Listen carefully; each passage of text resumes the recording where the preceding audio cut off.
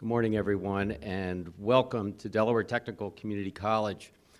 On behalf of our entire college community, our Board of Trustees, faculty and staff, and especially our students, and we have students here this morning. Just wave so we can point you out. Yes. We are proud to host our governor and lieutenant governor as they announce their most recent investments in Delaware workforce. We also welcome members of the General Assembly who are here this morning, as well as members of the governor's team, his cabinet, invited partners, as well as members of the business community who are here to support this announcement. Governor, the last time Rod Ward and I were in this room, we were working on Executive Order number 1. So it was a good thing to reminisce about. So, as you know, as Delaware's community college system, we've been fulfilling our mission, providing a high-quality workforce for local business and industry for over 50 years. Our graduates provide our state's businesses with job-ready employees on day one in every sector of our economy: allied health, law enforcement, education, IT, advanced manufacturing, and as Representative Minor Brown can tell you, nursing. She's one of our grads, so it's always great to have you on campus as well. With over 100 market-based programs, Delaware Tech works in lockstep with our business community, state policymakers, and our community. And we rely heavily on those partners for support to fulfill that mission. Obviously, without the resources to develop, equip, staff, and provide these programs, we would not be as successful as we've been over the last 50 years. And that's why we're especially proud and grateful to host this event. Governor Carney has invested heavily in our state's education system and has also made higher education a priority as part of those investments. The governor's fiscal leadership during the early years of his tenure, things that we can forget, they were rough times, but his vision and leadership in fiscal management led to significant investments later on that have allowed Delaware Tech to strengthen and create programs in healthcare, diesel and auto repair, construction renovation, and especially important to our future, expand opportunities for high school students who are seeking high-quality, hands-on learning in high-demand sectors of our economy. And the McCain High School class that we have with us today demonstrates that. Across this plaza, thanks to the critical capital funding from the governor and members of the General Assembly, Delaware Tech is completing a $24 million investment in a 43-year-old building that represents not just a commitment to our students, but a commitment to the city of Wilmington that the college will remain in Delaware's urban center to serve the next generation of our community's needs. So again, thank you, Governor Carney. Thank you, Lieutenant Governor Hall-Long, and all of our representatives and senators here today who have invested in Delaware Tech and making projects like that possible. And one final thought before I introduce our governor. I'm going to go off script a little bit, but I have a couple important points to make. Obviously, we're all here in person, and that's unique for Delaware Tech. We've really struggled to navigate these last 18 months in a safe and healthy way. But our state's numbers are looking pretty good. We have rising vaccination rates, declining COVID rates, and it really indicates an optimism for the future. Businesses are once again getting back to pre-COVID levels. Our schools are welcoming back their students. And for Delaware Tech, we look forward to a spring semester next January when we can offer even more in-person, on-campus classes. Like so many organizations over the last 18 months, this virus has been very difficult on many of our students, and it's been a difficult time for us in trying to support them. In my view, we're here for one reason: leadership. Thoughtful, deliberative, steadfast leadership. Back during the height of this pandemic, when the state needed it the most, our governor provided the leadership we needed to successfully navigate the most challenging months of this past year and a half. Now, we all know we're not out of this yet. Our country and our state has a long way to go. But I also know that our governor is spent some years playing quarterback. I mean, he was quite successful at it. He's used to Monday morning quarterbacking. I don't think he was used to the type of Monday morning quarterbacking that occurred last year. I think it was unprecedented. But I also know that as a Delawarean, I am very grateful for his leadership. And if you don't think leadership matters, take a look at other states. See what they're still going through. And we're having events like this, thanks to leadership. So, with that, I'd ask you to give a warm Delaware Tech welcome to our governor, John Carney.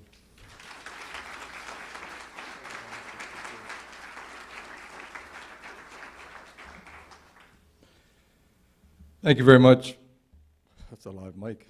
Thank you very much, Mark, and thank you to you and your team for the tremendous work that you do here at Del Tech and what you're doing now with your facilities, with the resources made available by the General Assembly. And there's no stronger supporters of Delaware Tech and its mission than the members of the General Assembly. Many of them are here this morning. I had a whole series of talking points that I wanted to run through, but when I walked in the door this morning, I saw Dorrell Green and a group of students, 11th graders from McCain High School, and I'm going to ask them to stand up for a minute if they would, please.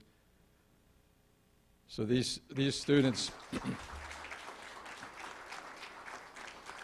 represent Minor Brown. I think you have something to do with these students as well, teaching them here at Del Tech. These students are in allied health-related fields, and they're at Del Tech juniors now, and they do some time here at Del Tech, and they will graduate and be ready to go into the workforce. And they represent, frankly, what we're doing here and announcing with respect to spending up to $50 million on developing a workforce of young people like these, people who are older or in the workforce now, people who need additional training to get to move up in whatever field they're in, to move into another field. And so as I think, Mark, about the challenges that we face, that I face as governor and that you help us to deliver on, is developing a workforce that makes Delaware competitive, that allows Delaware businesses to be successful, because we know the most important thing for a Delawarean is to have a good job, to be able to support their families, to be a positive impact on their communities. And if we don't have successful businesses, guess what? We don't have jobs for the people that need them. So to those of you that are here from the business community who make possible the jobs for these young people, and you can sit down now. You look like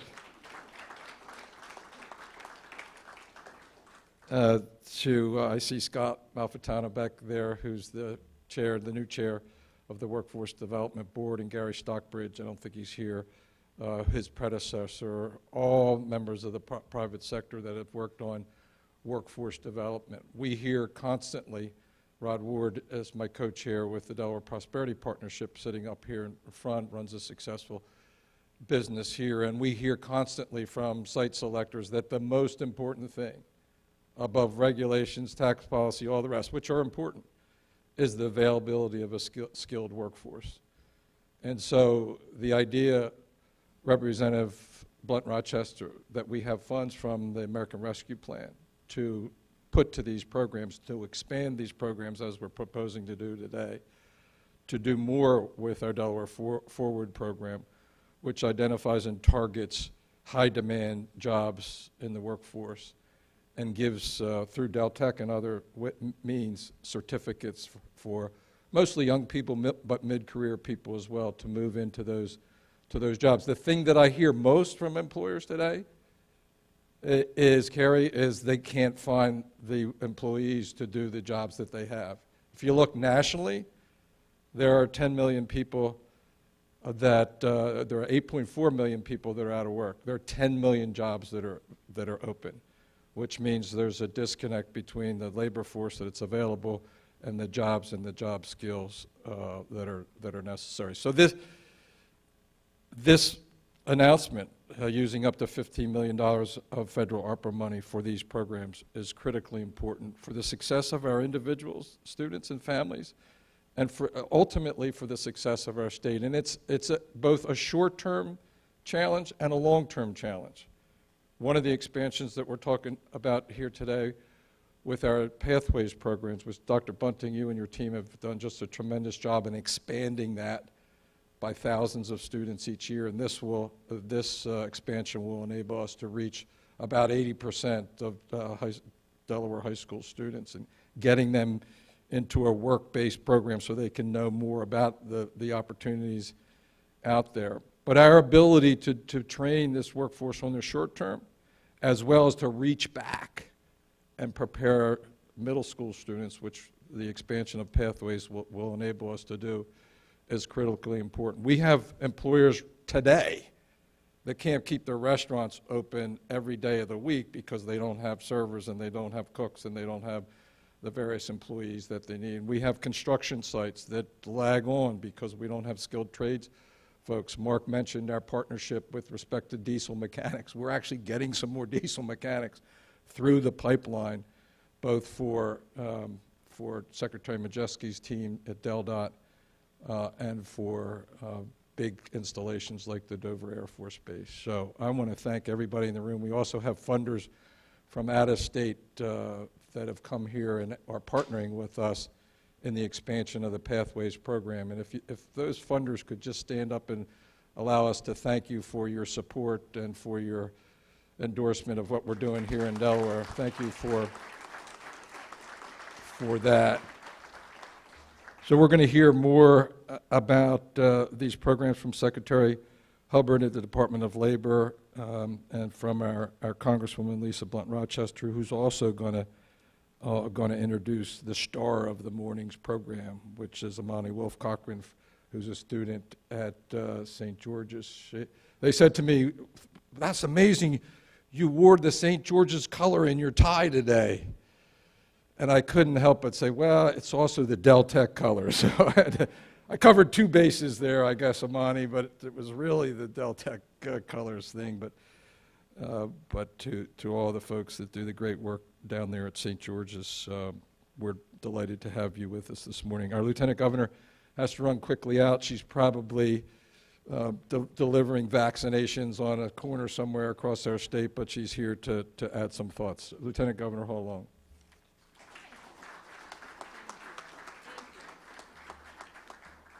Notice the nurse. Here's your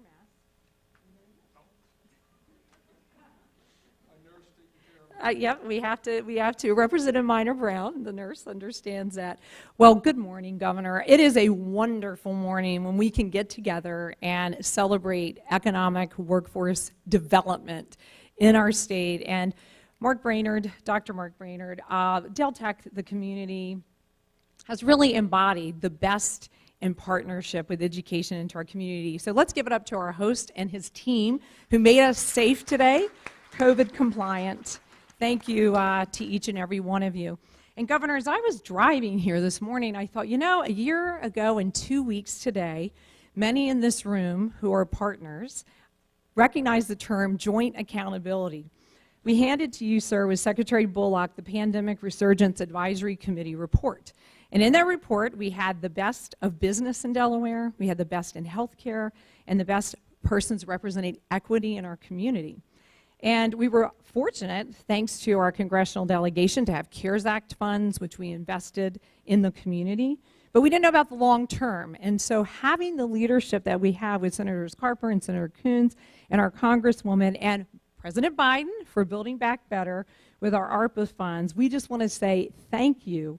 Because now we know, when we handed you the report to the governor, that we had to have a healthy community to have a healthy economy. Well, we're getting there with the healthy community part, and the governor's right, lots of vaccines, a lot of work to be done, but to get to the economy is so critically important.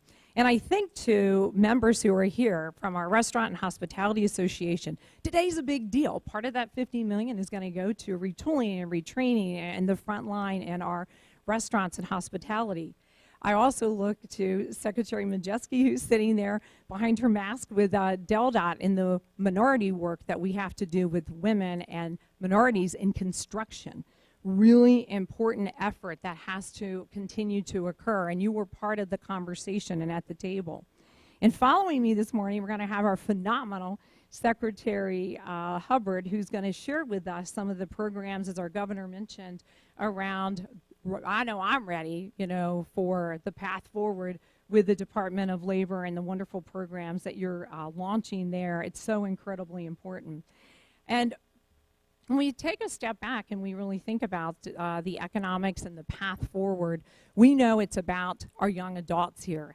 And again, to the McCain High School CNA trained partnership under the prosperity model and this extra money with the partnership, thanks to you, Secretary Bunning. And Luke Ryan, I saw you hiding in the back. We know you have a little role in the back of the Department of Education and your hard work, sir. Thank you for that. We recognize that we're going to make an impact in our communities in our state. But to our Congresswoman, again, we just say thank you for being here. I know your other partners we had with us yesterday from the Senate, how hard that they have been working to make sure we have these funds available. And I have to always shout out Claire DeMattias, who has kept Governor Carney's office and all of us on track with pen to paper. I want to thank you for making sure that we are putting forth our funds together to make sure that we are having that impact. So I just want to conclude by saying I will have to depart a touch early because in Delaware, we are putting a mark on the map, STEM is so important, and I am fortunate, some of you know, I chair the National Million Women Mentors. So across the nation, we're working hard to roll up our sleeves to get women and minorities into the STEM field. And through the Hunt Institute, which I know Dr. Mark Brainerd and our other departments have worked, it fits nicely into this pathway of success. And I can't wait when I leave a little early today to talk about what we're doing in Delaware. We're putting a mark on the map around best practices and workforce development, our investment in our young adults, and into the business community that is here. And I know Rod's going to talk a little bit about that, but we are light years ahead of other states. And thank you to those of you who sat at the table with the PRAC report, who's joined us today to really make sure that we are stronger in our community and in our state, not only with STEM. And Imani, if I don't get to hear you, you are that rock star. Our governor did wear the right colors today for St. George's, but we do appreciate the work that you recognize and that you really epitomize for Delaware, because you are about the early learning path, which is one component. So as I wrap up, think about the pillars that we're going to hear about, right? We're going to hear about long-term investment, not only in the workforce that's been impacted by COVID, but the long-term investment that we're going to have in our youth and our children. 6,000 more children are going to have this opportunity in middle school, and we're going to move that needle from a third of only women in STEM, and in women in construction less than 5%, 1% if you look at the minority population. So Governor Carney, thank you for this investment. Thank you for recognizing what Delaware needs to be stronger and healthier. So with that, one of our partners who has participated every week, every month, and every call that we have ever had to give direction to leadership in our community, and that is Secretary Hubbard. I could give her a drum roll, but I know she won't like it, so she'll be blushing. But she is truly a phenomenal, compassionate, caring secretary, and I too think she might be Secretary Love 2.0. Congresswoman Blunt Rochester labels herself as the former Secretary of Love. I think I found the Secretary of Love 2.0. Thank you, Secretary Hubbard. Come.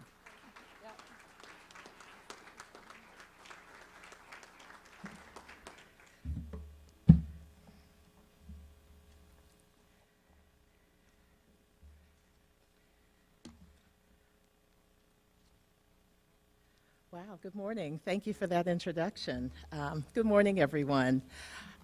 Thank you, Governor Carney, Lieutenant Governor Hall-Long, for providing this opportunity to celebrate this administration's continued commitment to workforce development.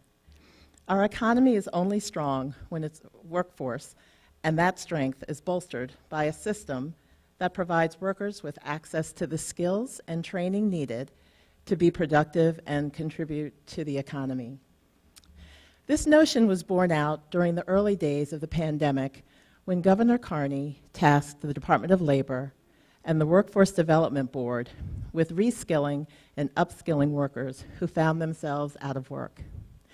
We know that 75% of those individuals who lost their jobs during the first months after the pandemic began had a 12th grade education or less. That meant we needed to develop solutions that provided individuals with credentials to enable these workers to access better jobs. With the support of this administration, $16 million in CARES Act funding was targeted to an investment called Forward Delaware. Forward Delaware is job training that initially targeted the areas of healthcare, IT, construction trades, hospitality, food service, and logistics transportation. That initial $16 million investment has paid off. Some 4,000 Delawareans engaged with our 26 contracted training providers. These additional American Rescue Plan dollars will help us continue that work. Delaware's workforce development system, including many of the organizations represented here today, is wholly focused on the goals of preparing people for employment, helping workers advance in their careers, and ensuring a skilled workforce. Successful workforce development efforts increase our population's employability and can change the economic trajectory of low-income and less educated workers and their families by fostering economic mobility. This mobility contributes to increased consumer buying power, and when the workforce development system can meet employers' needs with a qualified, skilled workforce, business productivity improves. We know that this is important work. With this additional funding, we can leverage lessons learned, target emerging training needs, and continue to reskill and upskill Delawareans to meet the needs of employers. We are very proud to continue this great work that began with Forward Delaware to help the state's economy move forward. Thank you for your support.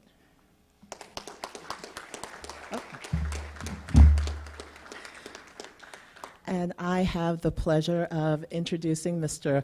Rod Ward from the Rodell Foundation.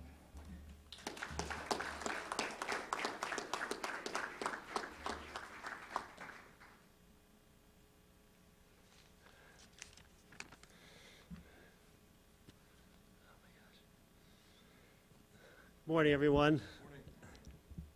Morning. So one of the unintended consequences of the last 18 months is that my college-age son fancies himself, to his parents' chagrin, as quite the poker player.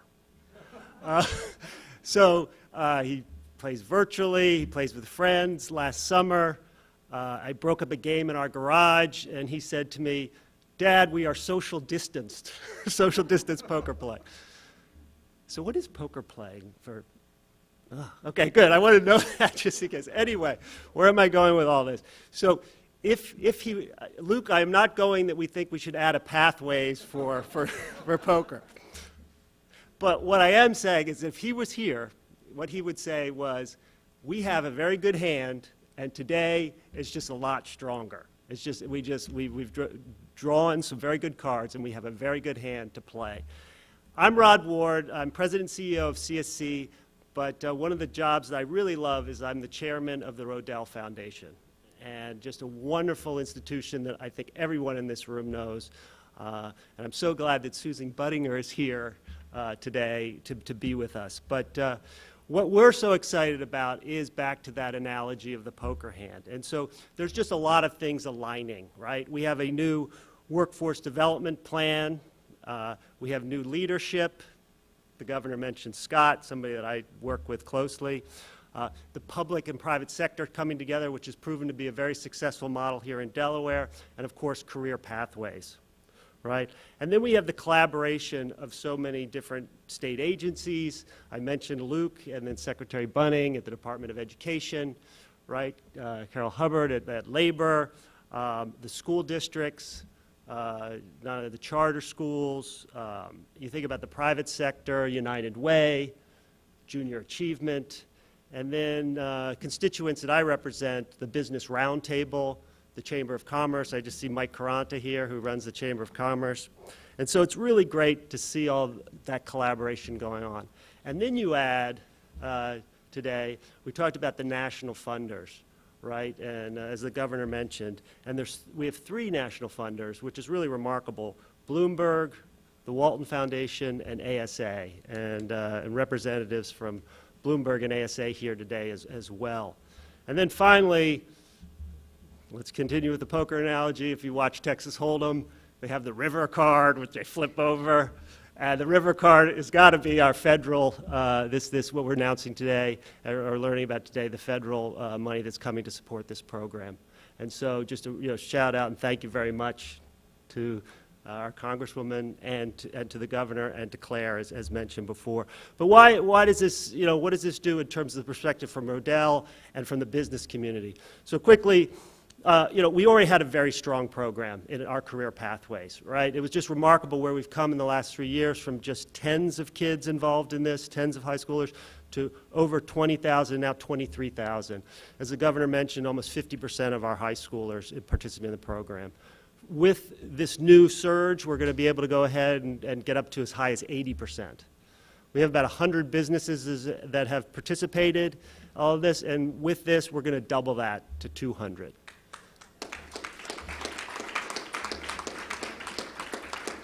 And we're going to move down into the middle school, so in fact as many as 6,000 middle schoolers, and start tracking what they want to learn about in terms of their careers. And so just right there. And then finally, be able to, that back end system in terms of our data system to sort of measure what works and what we need to do more of and what we need to improve on. So as you can see, we had a very good hand, and then walking out of this door today, we have a great hand. But like any good poker player, we have to play it. So thank you very much, and I'm more than privileged to recognize and introduce Lisa Blunt Rochester, our Congresswoman.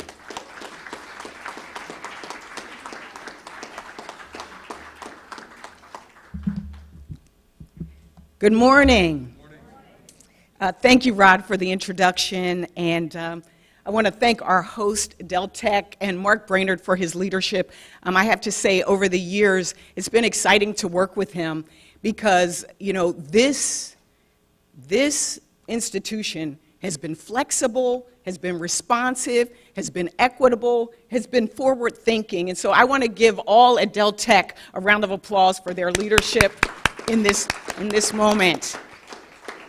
I also would be remiss if I did not just really shout out the governor and lieutenant governor. I call them the dynamic duo. They are a team that has just led, as we have said, in a very challenging time in our country as well as in our state. And he has brought the dream team with him, with the cabinet secretaries who are here today, that are really making a difference. And earlier it was said that I think the lieutenant governor said I dubbed myself the Secretary of Love under Tom Carper, but I did not dub myself that. Actually, Tom Carper dubbed me the Secretary of Love. But I can say it was one of my favorite jobs, being Secretary of Labor for the state of Delaware. I got a chance to work with people like Alexis Andrianopoulos, who is now working for the Votech School District. I got a chance to work with so many incredible people, and I got a chance to be in a cabinet with maybe twice, we were in 2 cabinets together, actually, with John Carney. So I'm glad to be here today.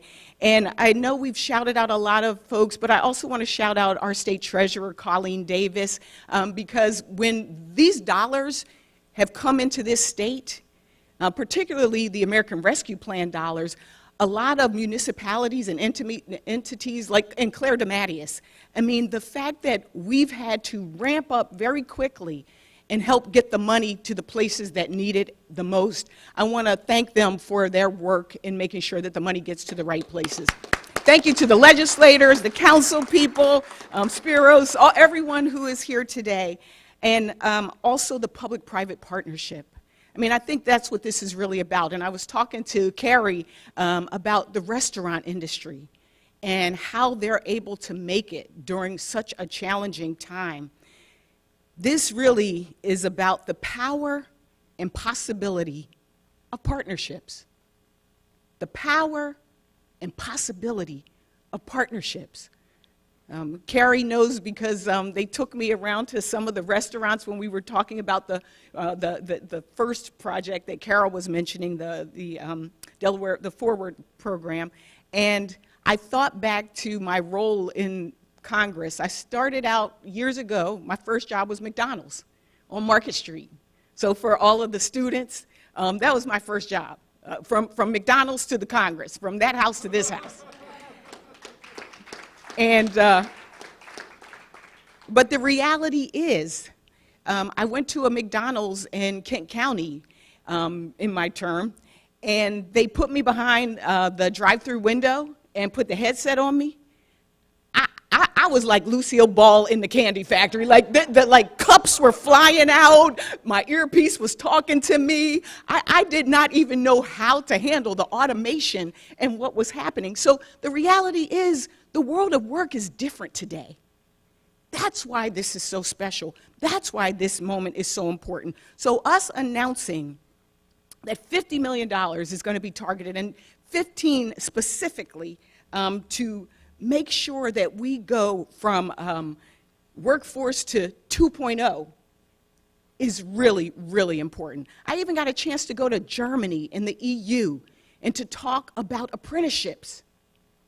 And the fact that, again, the jobs today maybe don't require a 4-year degree. So I introduced legislation and partnered to have short-term Pell Grants to be able to help. This is about responding to this moment, responding to our current workforce. That $15.8 million that is going to be put forward for Delaware Pathways is for our future workforce as well. It's the current and future workforces. Forward Delaware, Pathways 2.0. On behalf of the senators, we are glad to advocate for Delaware. We are glad to fight to make sure that Delaware gets its fair share, because we know that we have the need right now. The pandemic only exacerbated the challenges we already had. The pandemic removed 4 million women from the workforce, and only half came back because of a need for childcare, which means it's important that we not only have people that can work in those industries, but that they are paid a respectable wage so that they can be independent and that they can support their own families. When I traveled around in August, whether it was a sub shop in Ellesmere, to an advanced manufacturing plant in Kent County, to a child care center in Rehoboth, there were 2 issues that came up. The number one was workforce. The other was also supply chain. Today, I hope to be introducing a piece of legislation on supply chain, bipartisan. But the funding that we got here today is going to help us to address workforce, the number one issue. So on behalf of the delegation, I just want to thank all of the partners. Rod talked about poker. I'm just glad it's not solitaire. We are in this together, and I am so proud of the students that are here, the educators that are here that make it possible. And I know that this is our time. This is our time to build back better. I love that. I love that, build back better. I love that. Look, now I'm starting to get the goosies, as they say. And I wouldn't, it feels like it wouldn't be a moment if I didn't talk about the fact that I'm a member of the Beehive, meaning I am a fan of Beyonce. And this is our time. She has a song where she says, you must get information. We need information, which is what we're getting, but we also have to all be in it together. And so it is my honor to introduce the star of this morning, the rock star, the guiding light, the representative of the young people in our state. Imani Wolf Cochran will speak to us. She's a senior from St. George's. Her career area is early childhood education. She's won gold at the state level for Ed Rising and placed 5th nationally. She also leads the St. George's FAM Forever a Movement chapter, which focuses on diversity, equity, and inclusion. But more importantly, she is the face of our now and our future. Ladies and gentlemen, give a warm round of applause, a Delaware round of applause to Imani.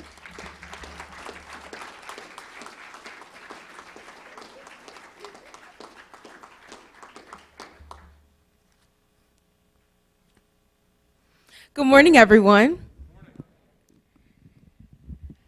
I am Imani Wolf Cochran, a student at St. George's Technical High School in the early childhood career area.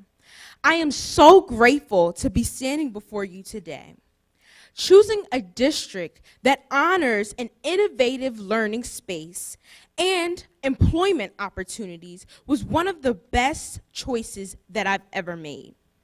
At St. George's, I have been taking high school classes, working in my career area, and also enrolled in dual enrollment. When I graduate this May, I will not only leave with a diploma, but with 2 certifications in TECE 1 and 2. This means that I am fully equipped to enter either the workforce or a college setting. Thank you. I would like to invite you into a glimpse of my day. I usually attend my standard core academic courses, which are your English, your math, your science, your social studies, and Spanish. I make the transition into my early childhood classroom for 3 periods of my day. While in early childhood, I integrate theorist practices within our preschool at St. George's. The preschool at St. George's is a student-led initiative. We make the connections with the students and their families. We plan out the lesson plans using early learning foundations, and then we apply that knowledge into our practical practice within the preschool and the preschoolers. I think that it's very important to acknowledge that it's one thing to understand and learn how to navigate a space with 13 students, and it's another to actually be actively engaging with 13 students.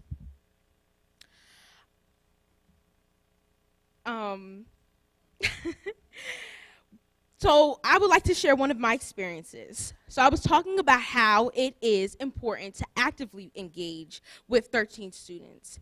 It's one thing to understand the challenge, but it's another to actually do it. It's one thing to sit in circle time, plan your lesson, and then think that it's going to go great, but have a student cry about how they want their mommy or throw a temper tantrum in the middle of your circle time. Trust me, it has happened. Rather than scare me or turn me away from this profession, this experience has solidified my passion and desire to become an educator. Career and technical education, like the one offered at St. George's and within the Newcastle County VOTEC district, prepares students by giving them opportunities. The welding students are learning how to weld structures. The information technology students are learning how to code. The dental assisting students are learning practical things within that industry. And the students of Academy and Finance are learning how to manage real money. Now I need you all to say this very important line with me. There is power in our choices. And our choices will determine our destiny. Thank you, and I truly believe that. Your investment in this type of educational experience will definitely benefit thousands of students like me who will graduate from high school with experiences that cannot be found at a traditional high school. So I'd like to thank you today for making the choice that will change the world. Thank you.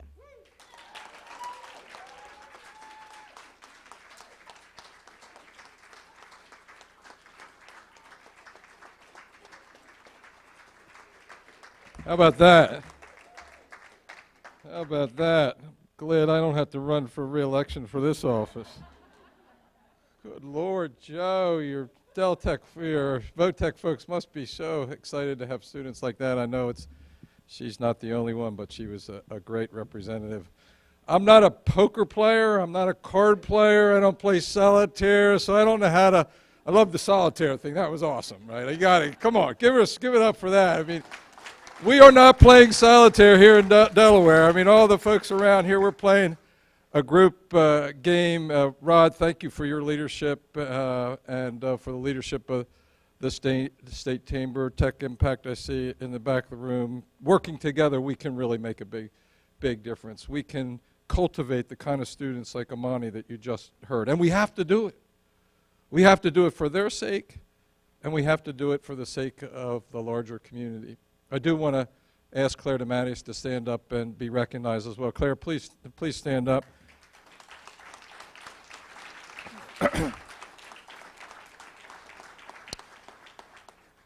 We don't just, like, people always compliment me, Governor, thanks for doing this. I don't just make this stuff up.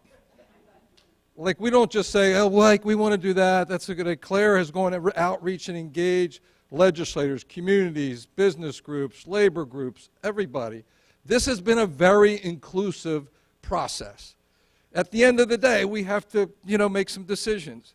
But if you think about the three things that we've announced so far, they're essentially building on that strong poker hand, to extend the analogy. We set aside, or setting aside, over $100 million for the extension of broadband in the lower part of our state, something that we've already invested a significant amount of money in. We're investing today in workforce development programs, the expansion of our Pathways program, which has been extraordinarily successful, as Rod has pointed out. And coming from the business community, that's what's important. If it's meaningful there, if it's making a difference there, that's what we're trying to do. And yesterday, we announced a significant investment in a program that's 5 years old with lots of momentum, lots of great things happening in the northeast section of Wilmington here in Reach Riverside. An unbelievable project. And our $25 million investment will leverage hundreds of millions of dollars of construction investment and a holistic approach to building back better that community which has struggled over the years. So I get a lot of credit for this, but let me just tell you, it starts with all of you, and it starts with Claire and her engagement with all of you. And I just want to close by thanking you for the great work that you do in workforce development in our state, and look forward to doing more. Thanks very much. Have a great day.